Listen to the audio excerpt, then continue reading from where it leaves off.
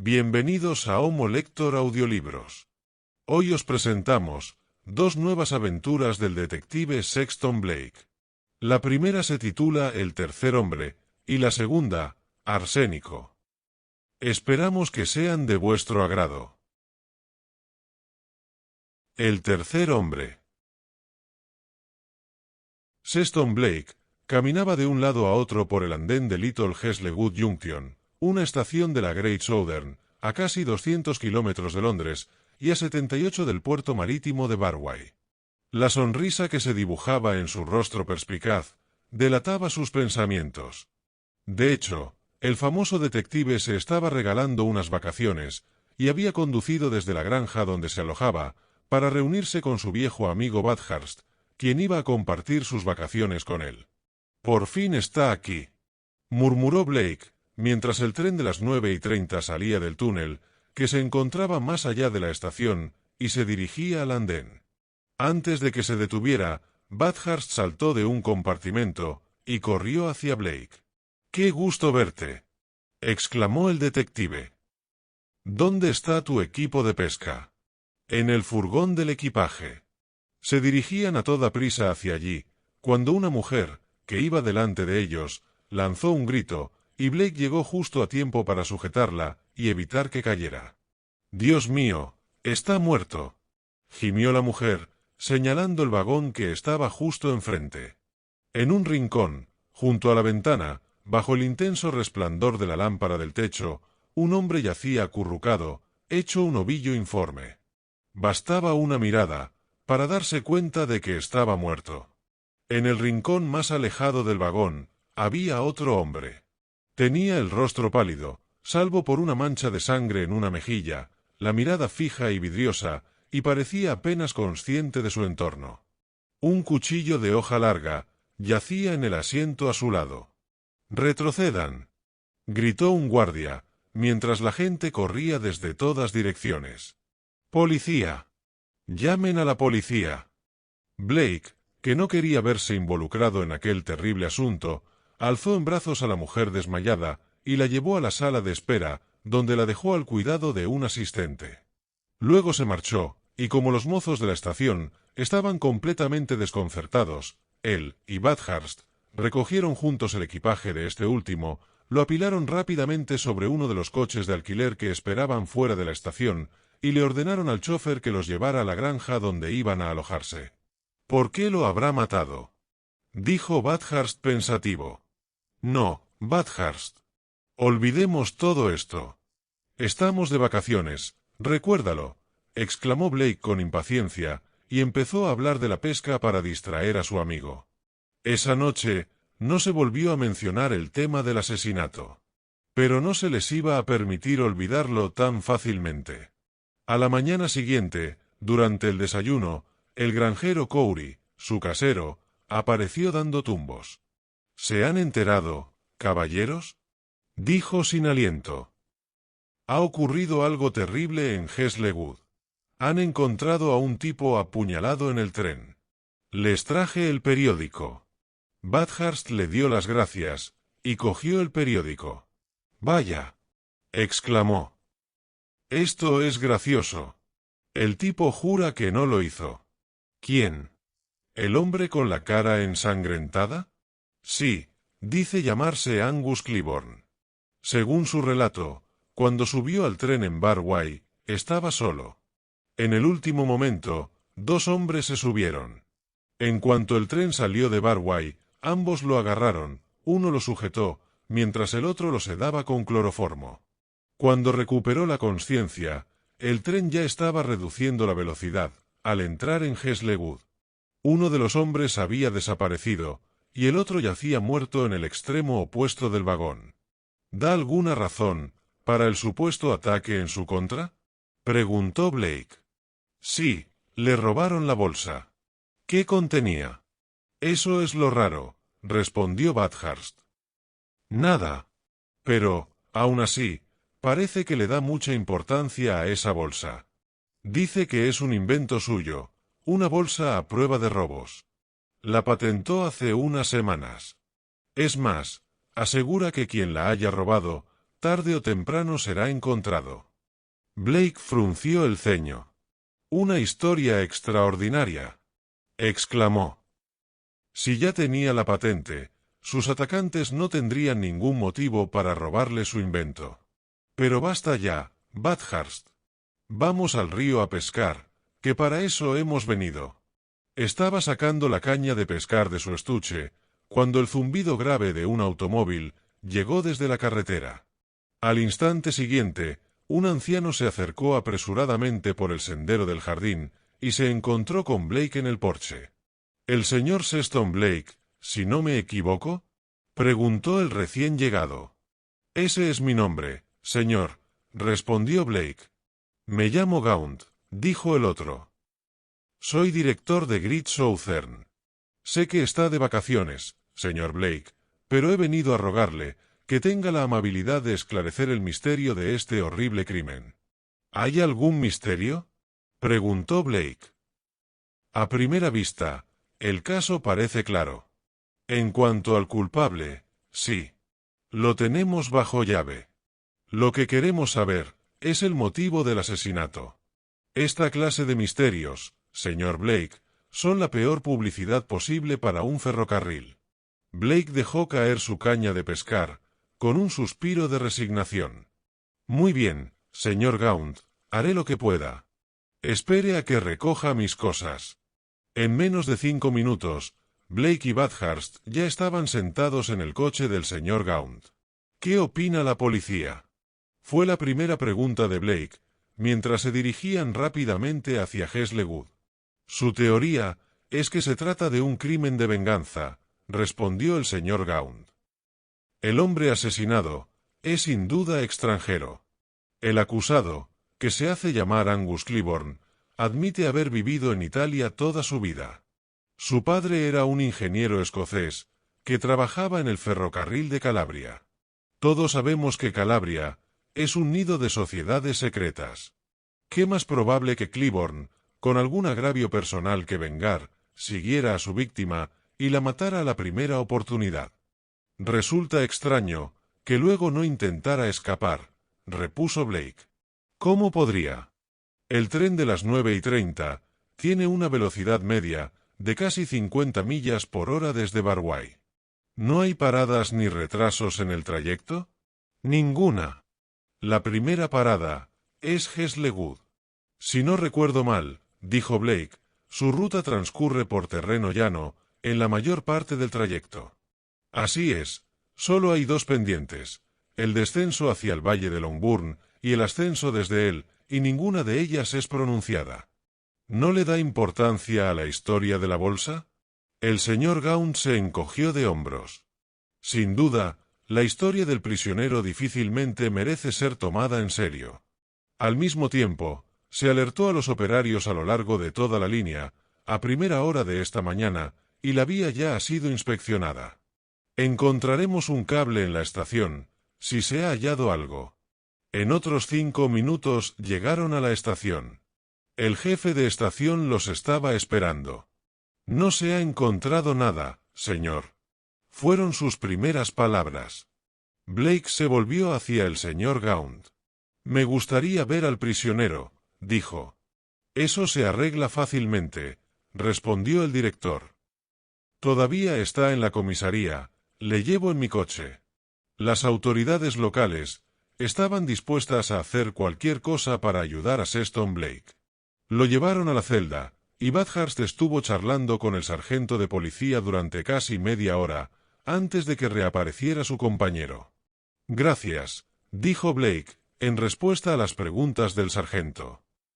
«Ya tengo toda la información que Clibborn me puede proporcionar. Bathurst, debemos regresar a la estación de tren». «Bueno», dijo Bathurst, mientras caminaban por la calle, «así que el supuesto culpable se mantiene firme en su versión». «Sí, absolutamente. Jura que eran 2 hombres, y que ambos lo atacaron. Declara que su intención era robarle su bolsa de charol, y reitera su total inocencia en el asesinato». «Pero la historia es absurda», gruñó Bathurst. «Es tan absurda, que casi me la creo», exclamó Blake. «Nadie, salvo un lunático, habría inventado semejante cuento.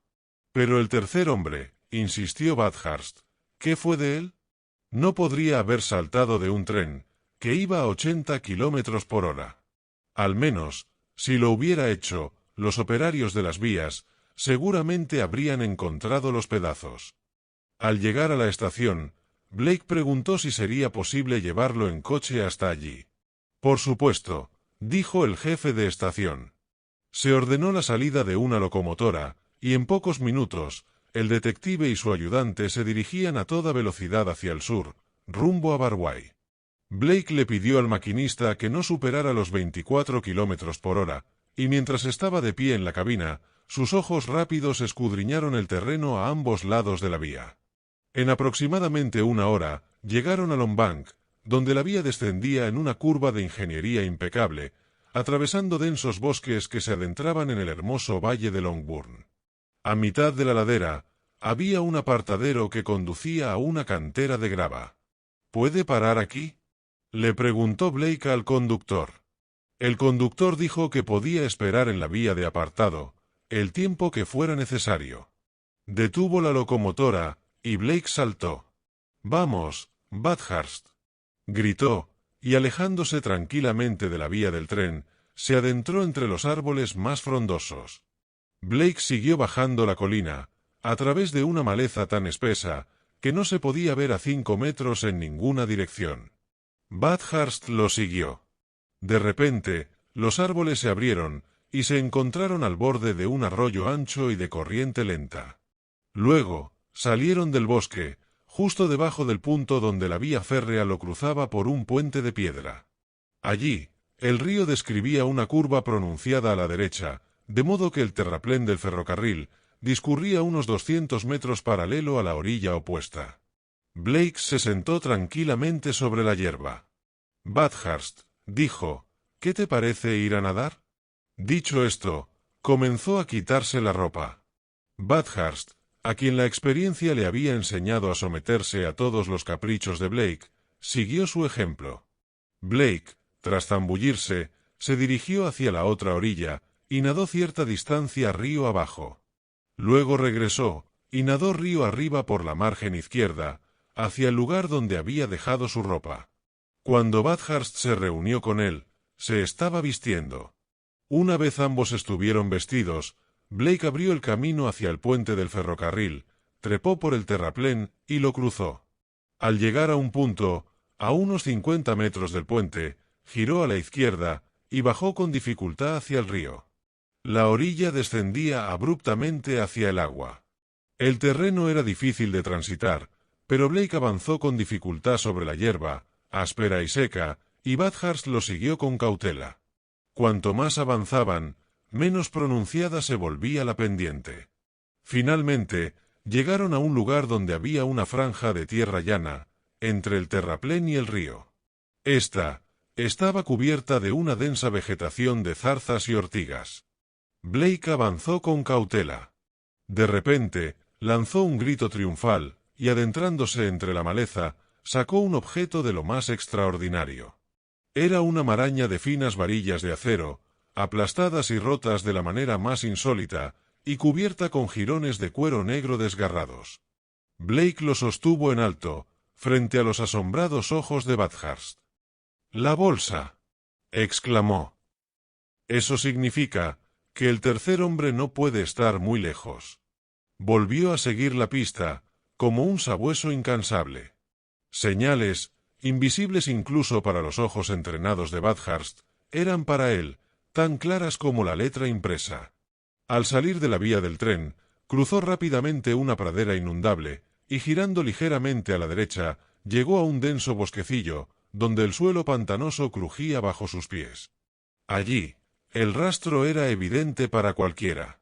Las altas malezas del pantano, malvavisco, lirio de pantano y lirio de agua, estaban aplastadas y rotas, como si las hubiera aplastado un peso enorme. Pero aún no había rastro del fugitivo. «No pensé que llegaría tan lejos», murmuró Blake. Apenas había terminado de hablar, cuando un gemido rompió el silencio de la tarde. Blake se apresuró a apartar con ambas manos las ramas. Al instante siguiente, Bathurst lo vio caer de rodillas, junto a un hombre que yacía boca arriba, sobre un pequeño montículo de tierra. El hombre, cuyo feo rostro estaba ennegrecido y cubierto de sangre seca, se giró, y lanzó una mirada furiosa. «¡Por todos los diablos!», gimió con voz ronca. «Si no hubiera sido por esa maldita bolsa, habría salido ileso». «Así es», dijo Blake con frialdad. «¿Está muy mal herido?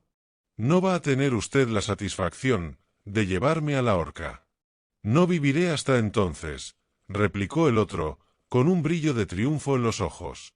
Blake realizó un breve examen de las heridas del hombre. «Tiene razón», murmuró. «Está muy mal». El joven Cliburn dijo la verdad sobre su bolsa. «Es como jugar con la bomba de un anarquista». «¿Pero para qué querían la bolsa?» «La bolsa», gruñó el tipo. «Esa no era la bolsa que buscábamos. Fue el tonto de Luigi quien se equivocó. Buscábamos al tipo del Union Bank, que también viajaba en ese tren». «Eso pensé», respondió Blake con frialdad. «Bathurst, ve a buscar ayuda». Apenas media hora después, Bathurst regresó con 2 hombres y una camilla. Pero cuando llegaron junto al herido, ya era demasiado tarde. El hombre estaba muerto. Dejaron su cuerpo en una granja vecina, y subiéndose de nuevo a la locomotora, regresaron a Heslewud. «Veo una parte», dijo Bathurst, «pero no todo». «Cuéntame». «Es bastante sencillo», respondió Blake. La historia de Cliburn era tan extraordinaria, que me la creí, y actué en consecuencia. La primera deducción fue que los 2 ladrones, tras drogar con cloroformo a Cliburn, a quien confundieron con el empleado del banco, se pelearon por el botín, y uno de ellos mató al otro. Eso proporciona un móvil para el asesinato. La siguiente fue que el asesino, presa del pánico, abandonó el tren en marcha. Ahora bien, un hombre no puede saltar de un tren a toda velocidad a tierra firme. Intentarlo sería un suicidio. Pero sí puede saltar al agua. Tras insistir un poco con nuestro amigo director, descubrí que el río Longbourn era el único lugar posible desde donde el asesino podría haber saltado. Deduje que primero habría arrojado la bolsa a tierra firme, y luego se habría lanzado él mismo al río.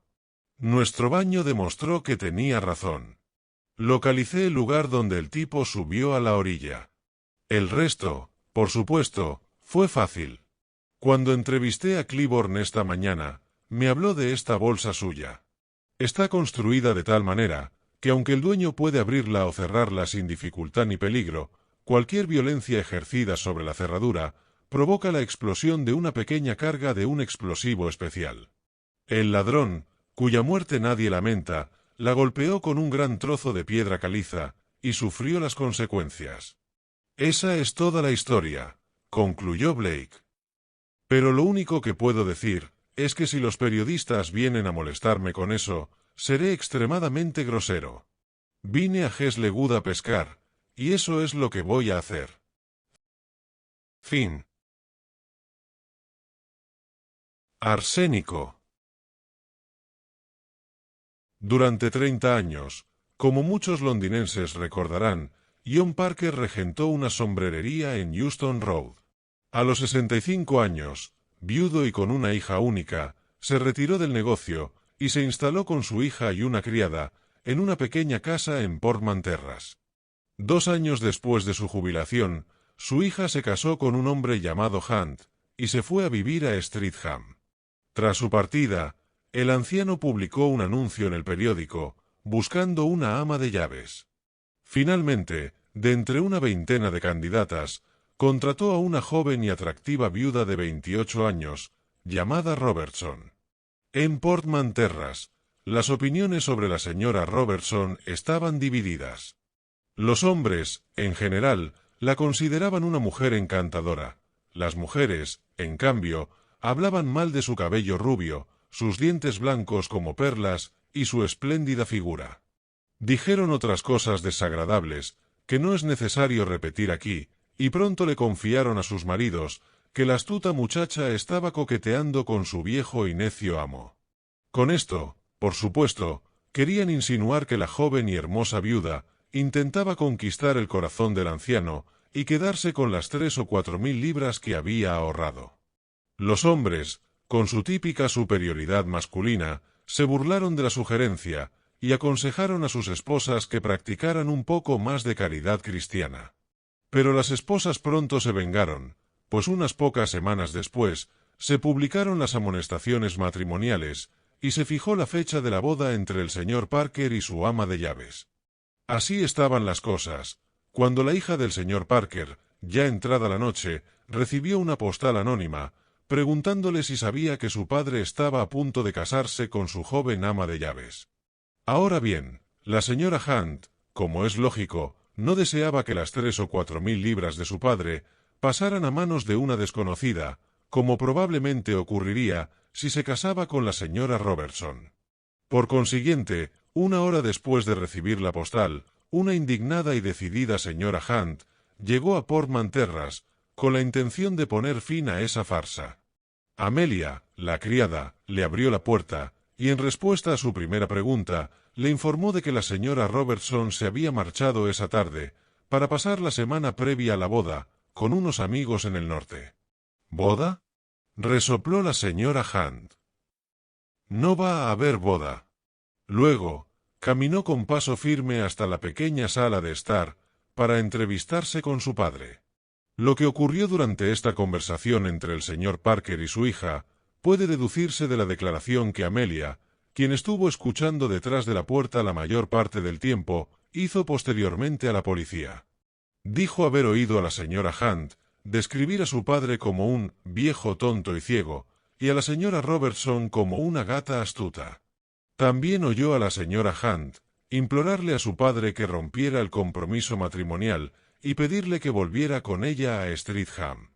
Y lo más importante de todo, oyó claramente a la señora Hunt exclamar: «Prefiero verte en tu tumba, que casado con una desvergonzada como esa». Según Amelia, el anciano demostró ser tan decidido y obstinado como su hija.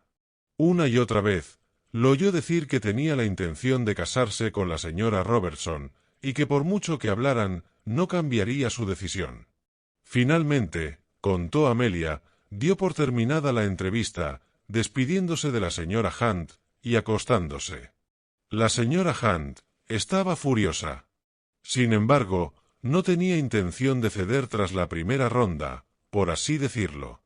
Tras enviar un telegrama a su marido, diciéndole que no regresaría hasta el día siguiente, pasó la noche en Portman Terrace, se levantó temprano a la mañana siguiente y ayudó a Amelia a preparar el desayuno del anciano, que consistía en un plato de gachas de avena, 2 rebanadas de pan tostado con mantequilla y una taza de té. Es un hecho importante que Parker se quejara de que las gachas no tenían el mismo sabor de siempre y dejara casi la mitad. También dejó una porción de la tostada y la mayor parte del té. Dijo que no tenía apetito y al poco rato se quejó de un fuerte dolor de estómago. El dolor empeoró rápidamente, se puso muy enfermo, le sobrevino un dolor de cabeza insoportable, seguido de calambres en las extremidades y escozor en los ojos. A las 10 en punto, la señora Hunt envió a Amelia a buscar al doctor Burgin, que vivía a pocas casas de distancia. En cuanto el doctor Burgin examinó a su paciente, declaró que sufría los efectos de algún veneno, probablemente arsénico. Lo dijo en presencia de Parker, quien, retorciéndose de agonía, se abalanzó sobre la señora Hunt, con una furia casi maníaca. «Esto es obra tuya, demonio», gritó con voz ronca. «Anoche dijiste que preferirías verme muerto, antes que casado con Ethel. Me has envenenado, para impedir mi matrimonio con ella, con la esperanza de quedarte con mi dinero. Pero no ganarás nada con ello. La semana pasada hice un nuevo testamento, dejándole todo a Ethel».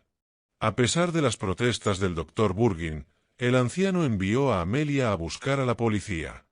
La policía, por supuesto, se negó a arrestar a la señora Hunt, tal como su padre les había ordenado. Sin embargo, tras interrogar al doctor Burgin, se apoderaron de los restos del desayuno de Parker. Más tarde ese mismo día, informaron al señor Parker y posteriormente al Dr. Burgin, que el analista del municipio había examinado minuciosamente los diversos restos de alimentos y no había encontrado el más mínimo rastro de veneno de ningún tipo. Esto puso al Dr. Burgin en una posición algo incómoda. Había jurado que los síntomas de Parker se debían a un envenenamiento. Incluso según su propio testimonio, el veneno solo pudo haber sido administrado durante el desayuno. Sin embargo, los restos de la comida que Parker había ingerido en ese momento no estaban envenenados. Mientras tanto, el estado de Parker empeoraba con cada hora que pasaba, y cada nuevo síntoma apuntaba con mayor fuerza, en opinión del Dr. Burgin, a que sufría de envenenamiento por arsénico. Sin embargo, ninguno de los remedios habituales, y el Dr. Burgin los probó todos, tuvo el más mínimo efecto. «El señor Parker va a morir», le dijo el médico a su esposa, al regresar a casa tras su quinta visita al paciente. «No me cabe la menor duda de que ha sido envenenado con arsénico, pero cómo, cuándo, o quién lo hizo, y por qué no se encontró arsénico en la comida, no lo puedo imaginar. Jamás en mi vida me había sentido tan desconcertado. ¿Por qué no te acercas a Baker Street y le expones los hechos a Sexton Blake? Ya colaboraste una vez con él, en un caso, ¿recuerdas?», sugirió su esposa. «Buena idea», dijo el doctor. «¿Por qué no pensé antes en él?». Esa misma tarde, Sexton Blake se encontraba ya en la casa de Portman Terrace. «Me gustaría ver al señor Parker, antes de dar mi opinión sobre el caso», dijo, cuando el Dr. Burgin le hubo contado todo lo que tenía que contar. «¿No tiene ninguna objeción?». «Al contrario», exclamó el Dr. Burgin. Y unos minutos después, los dos hombres estaban en la habitación del señor Parker. El detective, quien, cabe recordar, era además un médico debidamente cualificado, examinó al anciano. «Si no se hace algo por él, y muy pronto, va a morir», dijo, cuando él y el Dr. Burgin se retiraron a la sala de estar. «¿Puedo ver a la criada?». «Por supuesto», dijo el médico. «Mientras tanto, ¿coincide usted conmigo en que sufre de envenenamiento por arsénico?». «Sí, lo creo». «No hay lugar a dudas». «Entonces, ¿por qué no se encontraron rastros del veneno en su desayuno?», preguntó Burgin. «Se lo diré cuando haya interrogado a la criada», respondió Blake. Amelia entró en la habitación, con los ojos rojos y con aspecto asustado. «¿Quién preparó las gachas de avena para el desayuno del señor Parker esta mañana?», preguntó Blake. «La señora Hunt, señor», respondió Amelia. «¿Siempre desayunaba gachas de avena?». «Desde que llegó la señora Robertson a la casa, señor». «¿Y la señora Robertson solía prepararlas?». «Siempre lo hacía, señor». «¿La avena que se usó esta mañana era la misma que usó la señora Robertson ayer y anteayer?». «Sí, señor». «Al menos, era del mismo frasco, pero no era la misma avena». «Claro, eso es lo que sospechaba», exclamó Blake. «La señora Robertson usó el último resto de la avena vieja ayer por la mañana». «No del todo, señor. Pero cuando preparó las gachas ayer por la mañana, no había suficiente para hacer más, así que, antes de irse, compró una ración fresca y la metió en el tarro». «¿Y era el mismo lote fresco el que usó la señora Hunt esta mañana?». «Sí, así es, señor». «Déjame ver el frasco», ordenó Blake. Amelia trajo el frasco de avena, y el detective lo volcó sobre la mesa, vaciando así su contenido en un pequeño montón cónico. De la parte superior del montón, que representaba la avena vieja, que había estado en el fondo del frasco, tomó una pequeña cantidad y la metió en un sobre. Luego, pidiéndole al Dr. Burgin que lo esperara, y prometiendo darle explicaciones a su regreso, salió de la casa y se dirigió rápidamente a sus aposentos en Baker Street. En su laboratorio, sometió la avena a un análisis exhaustivo, cuyo resultado pareció brindarle una gran satisfacción. Luego, tras coger de un estante una pequeña botella con un líquido rosado y guardársela en el bolsillo, regresó a Portman Terrace. Al entrar en la habitación, vio que el doctor Burgin estaba a punto de administrarle a su paciente una inyección subcutánea de morfina, para aliviarle el dolor. «No haga eso», dijo Sexton Blake. «Tengo algo aquí, que le proporcionará mucho más alivio que la morfina». «¿De qué se trata?», preguntó el doctor Burgin sorprendido. En respuesta, el detective sacó de su bolsillo la botella de líquido rosado, vertió una pequeña cantidad en un vaso, y se la administró al enfermo. Durante un instante, no pasó nada. Luego, poco a poco, la expresión de dolor desapareció del rostro de Parker, su piel recuperó su color normal, el malestar cesó, y murmurando, «Dios mío, señor. Es el primer alivio que siento desde esta mañana», se recostó sobre las almohadas, y se sumió en un sueño profundo. Decir que el doctor Burgin estaba desconcertado y asombrado, es quedarse corto para describir sus sentimientos. Miró a Sexton Blake con admiración. «Es usted un mago», exclamó sin aliento. «¿Qué le ha dado?» «Una buena dosis de arsénico», exclamó Sexton Blake. Ante la atónita expresión del doctor Burgin, el detective se sintió obligado a explicarse. «Cuando usted me describió los síntomas del señor Parker, no tuve la menor duda de que tenía razón al suponer que sufría de envenenamiento por arsénico. Cuando me dijo que no se había encontrado arsénico en los restos de su desayuno, empecé a sospechar de la verdad. Al interrogar a la criada, mis sospechas se confirmaron, y tras analizar la avena que había en el fondo del frasco, se convirtieron en una certeza. Entonces, ¿había arsénico en la avena que estaba en el fondo del frasco?», preguntó el doctor Burgin. «Sí, en efecto, la había». «¿Cuál es entonces su teoría, señor Blake?». Antes de que el detective pudiera responder, la señora Hunt entró en la habitación. «Mi padre parece estar mejor», comentó. «Mucho mejor», repuso el detective. «De hecho, creo que podemos decir que está fuera de peligro». La señora Hunt vaciló un instante, luego miró a Blake directamente a los ojos. «¿Cree usted que yo lo envenené?», preguntó. «No, pero creo, de hecho, estoy seguro, que la señora Robertson sí lo hizo», contestó el detective. La señora Hunt negó con la cabeza. Aunque tenía prejuicios contra el ama de llaves de su padre, poseía todo el sentido de la justicia, propio de una inglesa. «¡Imposible!», exclamó. «La señora Robertson se fue ayer por la tarde, y mi padre enfermó esta mañana». Sexton Blake sonrió. «La señora Robertson, evidentemente, sabe más sobre la acción del arsénico que usted», dijo. «Sabe, por ejemplo, que si una persona ha tenido la costumbre de tomar arsénico regularmente durante algún tiempo, y luego se ve privada repentinamente de él, contrae todos los síntomas de una intoxicación aguda por arsénico. Lo que quiero decir es esto», continuó Blake. «Si una persona tuviera la costumbre de tomar arsénico, y le administraran una dosis alta, se pondría tan enfermo como su padre esta mañana.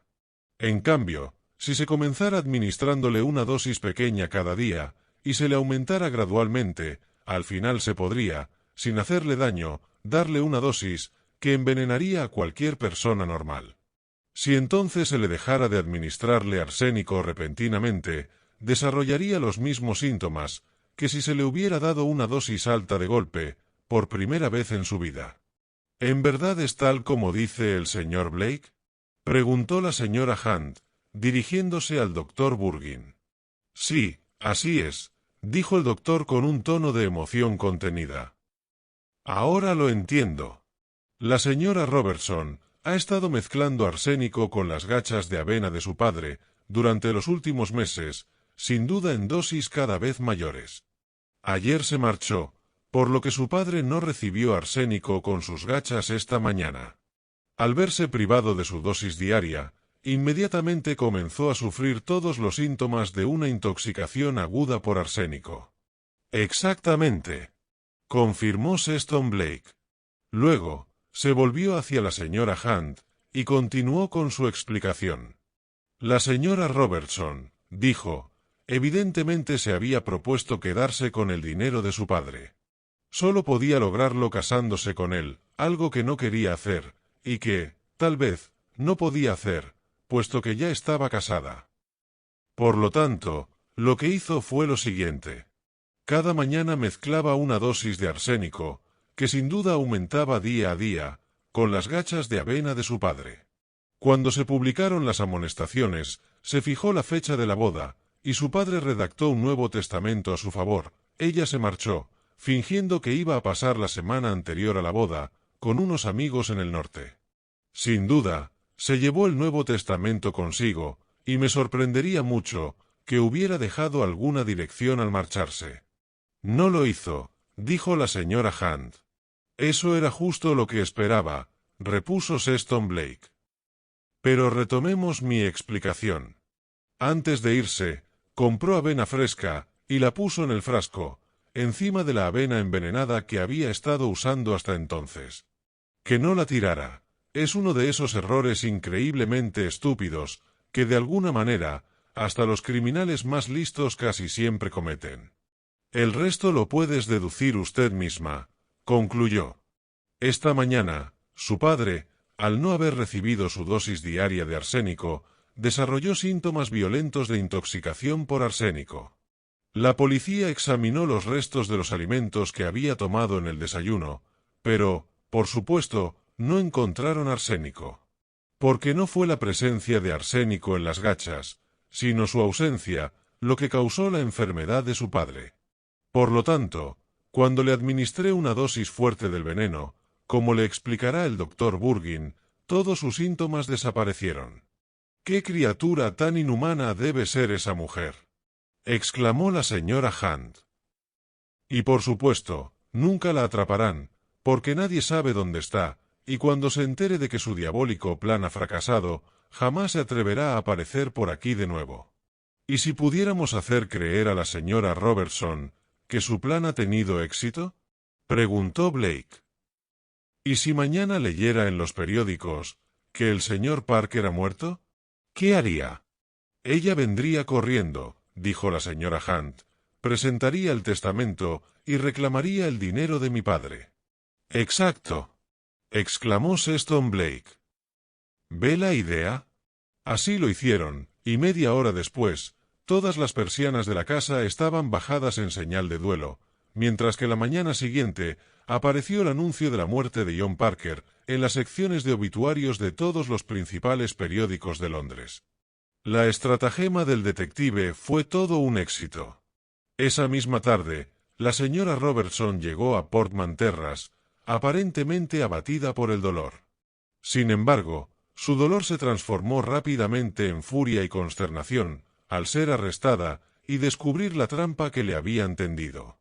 Cuando, a partir de los documentos encontrados en su poder, la policía la identificó como la esposa, y no la viuda, de un ex estudiante de medicina, que cumplía una larga condena de trabajos forzados, por un delito similar por envenenamiento, ella se derrumbó, y su confesión resultó ser una réplica de la teoría expuesta por Sexton Blake. El señor Parker tardó menos tiempo en recuperarse de su envenenamiento, que del cruel desengaño sufrido, al enterarse de que la mujer a la que quiso convertir en su esposa había querido matarlo. Sin embargo, los afectuosos cuidados de su hija, con la que se reconcilió rápidamente, fueron para él la mejor medicina. Fin.